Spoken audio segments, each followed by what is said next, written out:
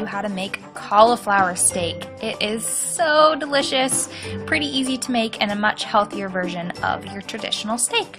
What you're gonna need is 1 head of cauliflower. You're gonna need some Veri teriyaki and some olive oil. First, you're gonna set your oven to 400 degrees, and you're gonna take your cauliflower and you're gonna get rid of all of those stems hanging off. So cut, and then you're gonna slice your cauliflower. This is where it gets a little bit tricky, and out of this whole head of cauliflower, I only got 2 pieces that stayed together to work for the cauliflower steaks. So cut carefully through it. It should be about 1/2 inch to 3/4 of an inch for each steak, and then you can take all the rest of that and use it in a stir fry to make cauliflower buffalo wings or anything else. So there are our 2 beautiful steaks, and now you're going to fry them in a pan. Use about 1 to 2 tablespoons of oil in the pan, and then set your cauliflower steak pieces very gently into the pan.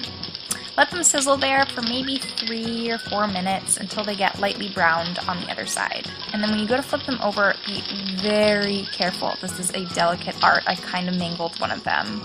But probably use 2 hands if you can do so without burning yourself. Flip it over and then again, let it sit there for a few minutes before adding your Veri teriyaki.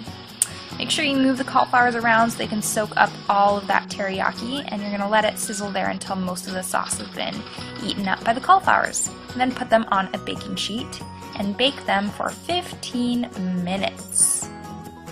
So here I am, setting my timer.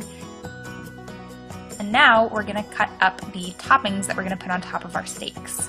First I'm cutting up some parsley, and now I'm cutting up little tiny florets of extra cauliflower and a few slices of tomato. Finally, I'm adding some chopped olives, and that's totally optional. Now I'm going to stir fry up those little tiny cauliflower florets and get them nice and browned and toasty and warm to put on top of the cauliflower. Well, my timer just went off, so it's time to take our steaks out of the oven, and my god, they smell amazing and they look gorgeous.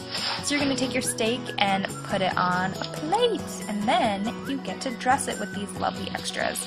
I tossed the tomatoes in the pan for a few seconds so they got nice and warm, and put them on the steak. Then you can just dress your plate however you'd like, make it look super fancy, and get ready to chow down on this beautiful puppy. So here it is, and oh my god, I can't even tell you how delicious this is. I really hope you guys try this at home. This has been Michelle Kane for Vegan.com.